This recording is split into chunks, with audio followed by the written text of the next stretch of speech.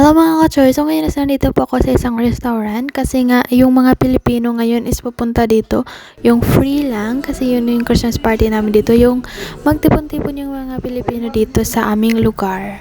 Ito pala yung Asan City at ito yung restaurant na venue namin is Filipino restaurant siya dito sa lugar namin. And yeah, konti pa yung dumating, ako pa lang na babae mag-isa kaya mag-video-video muna ako. So ito pala yung food na naluluto na, chicken pa at saka yung mga macaroni at saka yung mga lumpia. Pero yung ibang food hindi pa naluluto. Kasi nga, mamaya pa kami kumain actual dinner. So, ngayon is 5 p.m. pa siya. So, maaga lang talaga ako dumating dito kasi ayokong malahit ako. Charot! Maubusan ako ng ulam. So, ayun na nga, dumating na yung mga anak ko dito. So, actually, anak ng ate ko. Tag-isang anak lang naman sila. And then, yeah, para makakain na kami, kailangan namin mag-prayer muna. So, ayan si kuya pala, siya yung nagli-lead and nag-MC dito palagi. And yeah, let's pray muna bago kakain.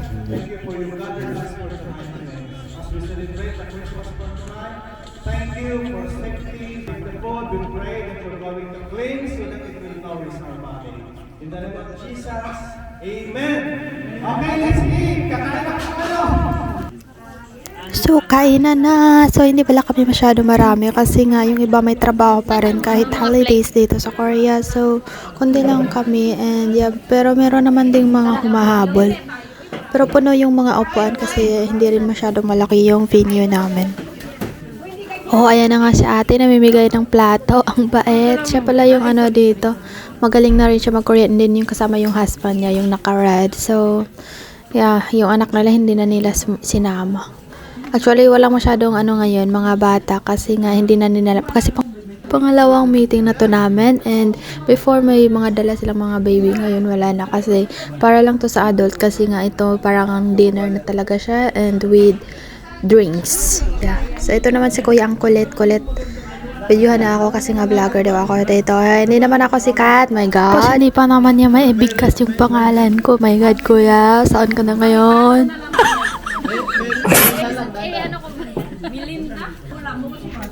So, ayun na nga, nakakuha na nga ako ng mga pagkain. So, lechon pa pala yung wala kasi nga, kailangan mo maglinya. And then, kailangan yung mag-slice kasi nga, ang tigas na. Kasi nga, kanina pa yung lechon dumating namin. Tapos, yung dinner namin is malapit na alas 8. So, ayun, medyo matigas na talaga yung lechon namin. Parang, naumay na rin yung lechon kakahintay sa amin kasi nga, ang tagal. Pero parang masaya pa rin siya, ganun.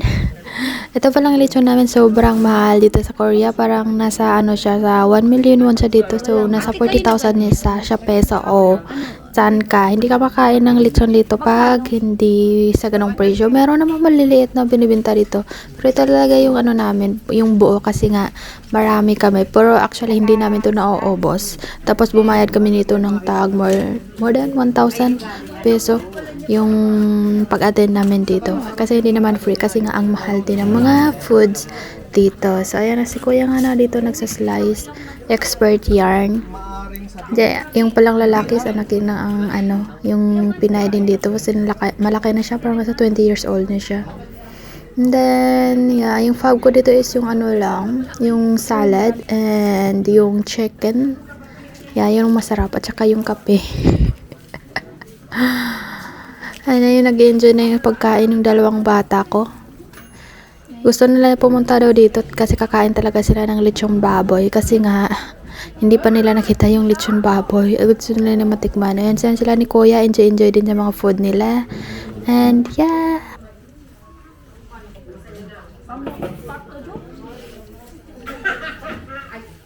Ito naman si ate, aliw na aliw sa camera ko. Ang cute daw.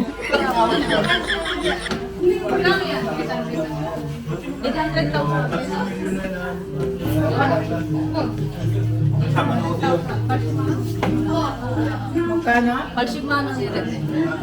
사지 마. Akala ko 8,000. 나도 8만 원에 사이. 80만 원에 냈어. 안 싸. No comment. At dahil mga may music, so i-mute ko muna yung ano namin kasi kakain lang naman kami. So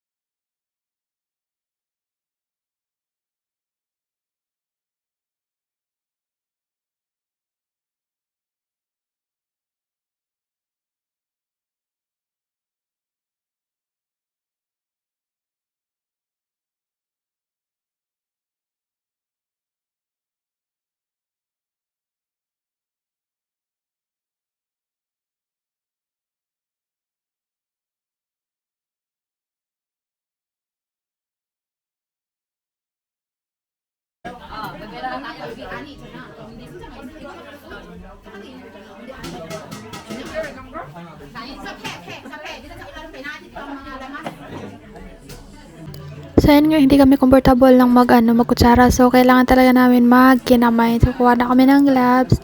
So, ayun na nga, magkinamay na para mas mabilis yung kainan namin.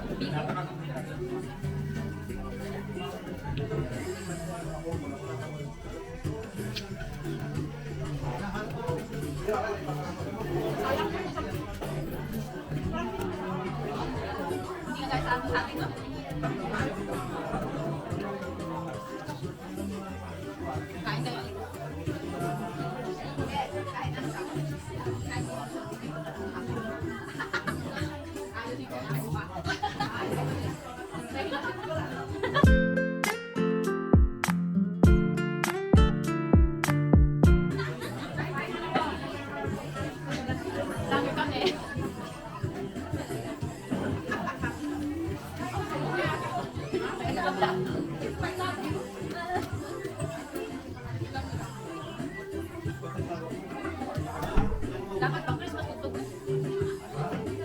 Para mabilis ang Christmas.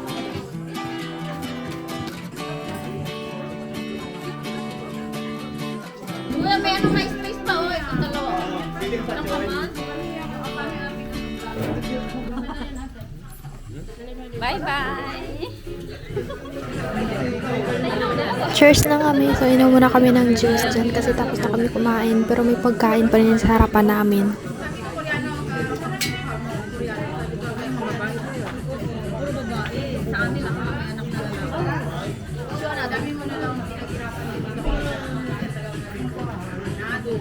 Ano to, lasinggera talaga to.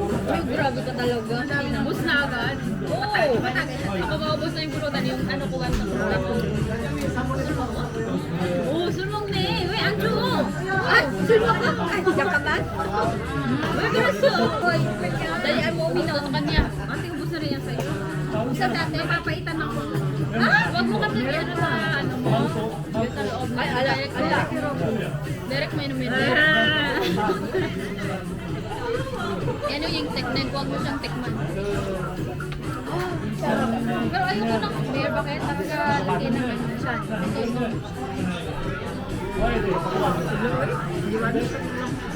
Magkano, one shot lang siya. Ha? One shot siya. Dito ba? Anak ni ate. One shot? Ilalaki kasi siya eh. Galing niya. Unsa na, nakagahan dyan, hanle? Hinaabot. Hinaabot. 먼저 자.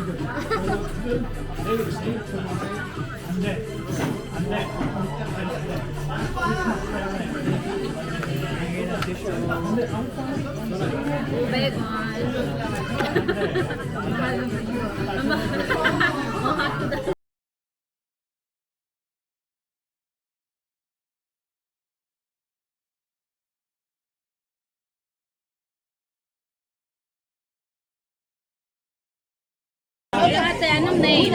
Jessa. My name's Jessa. Ilang years sa Korea? 8 years. Ilang years married?